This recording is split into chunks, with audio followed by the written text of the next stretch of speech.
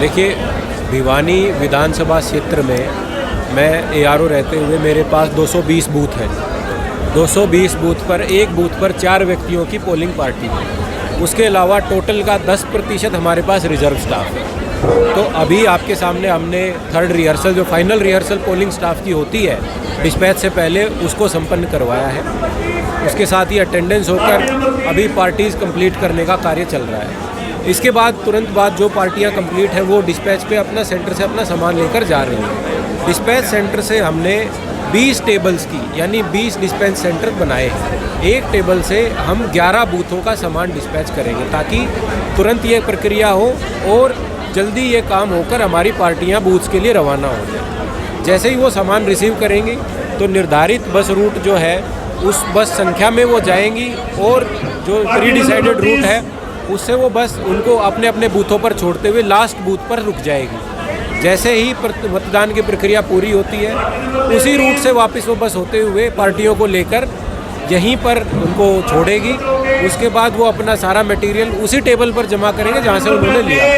इस तरीके की सारी अरेंजमेंट्स हमने की। एक बूथ पे कितने कर्मचारियों को तैनात किया गया है? व्यवस्थाएं बूथ पे कैसी की गई है आम मतदाताओं के लिए? देखिए, एक बूथ पर 4 तो हमारा पोलिंग स्टाफ होगा। उसके अलावा बूथ लेवल पर जो डिप्यूटेड होंगे 2 सिक्योरिटी स्टाफ होंगे। उसके अलावा हमारे पास जो CRPF CAPF फोर्सेस के जवान मिले हैं वो होंगे। ये होगी हमारी कर्मचारियों की संख्या। उसके अलावा क्रिटिकल बूथ हैं, वहाँ माइक्रो ऑब्जर्वर्स भी होंगे, वीडियोग्राफर्स भी होंगे।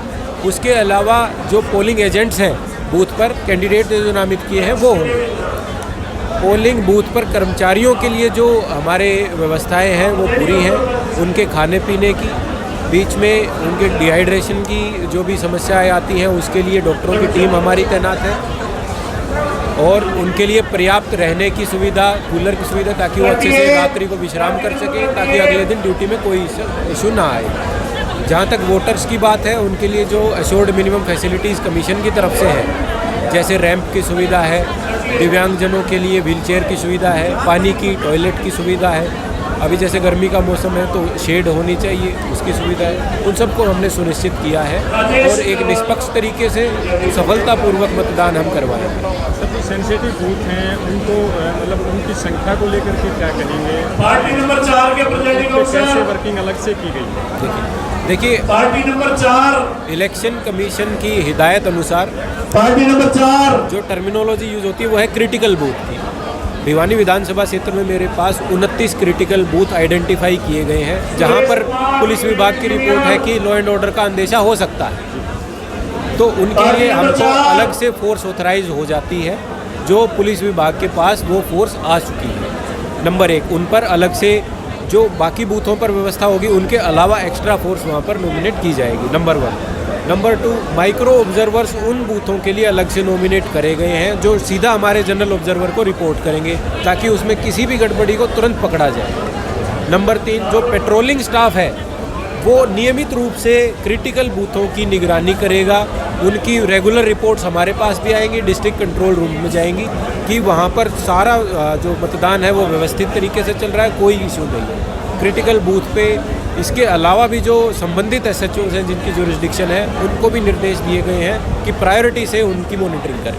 सर, किसी भी मतदाता को कंसर्न स्टाफ की ड्यूटी से प्रॉब्लम है तो कहाँ उस चीज़ को कैसे प्रशासन तक अपनी पहुँच बनाए? देखिए, मतदाता को स्टाफ की ड्यूटी से प्रॉब्लम अब नहीं हो सकती है क्योंकि स्टाफ को डेटाबेस में मर्ज करके फिर रेंडमाइज करके ये पार्टियाँ बनाई गई, फिर पार्टियों को रेंडमाइज करके बूथ अलॉट किए गए। तो ये किसी भी कर्मचारी के या अधिकारी के हाथ में नहीं है कि हम किसी खास कर्मचारी को किसी खास बूथ पर भेज दें। वो इलेक्शन कमीशन का जो हमारा पोर्टल है उसी से रेंडमाइज हुआ है, ऑब्जर्वर महोदया की निगरानी में हुआ है। तो वो सॉफ्टवेयर जनरेटेड है। हम ये नहीं कह सकते कि किसी को पक्षपात के कारण वहाँ भेजा गया है, वो सबको एक नज़र से देखते हुए भेजा गया है। हाँ, नंबर 2, अगर वोटर को उसकी कार्य प्रणाली से कोई दिक्कत है तो तुरंत वो कंट्रोल रूम में, जो विधानसभा का कंट्रोल रूम है वहाँ कर सकता है। ARO मेरे को कर सकता है। BLO का नंबर वहाँ पर डिस्प्लेड है, BLO कर सकता है। कैंडिडेट के एजेंट वहाँ बैठे हैं, वो शिकायत उठा सकते हैं। तो बहुत सारे माध्यम है जिसके हमारे पास उनकी शिकायत आ सकती है। अच्छा, इसके लिए मैं एक और आपको बताना चाहूँगा कि बिल्कुल ही निष्पक्ष तरीके से मतदान हो, 100% वेबकास्टिंग, जो कैमरा की हमारे कवरेज है वो रहेगी हर एक बूथ पर, और जो इंटरनेट से जुड़े आईपी कैमराज हैं जिनका सीधा प्रसारण हम डिस्ट्रिक्ट कंट्रोल रूम में देख सकते हैं। तो ऐसी कोई शिकायत आएगी तो हम एक क्लिक से तुरंत उसको मॉनिटर कर सकते हैं कि वहाँ पर क्या चल रहा है। धन्यवाद।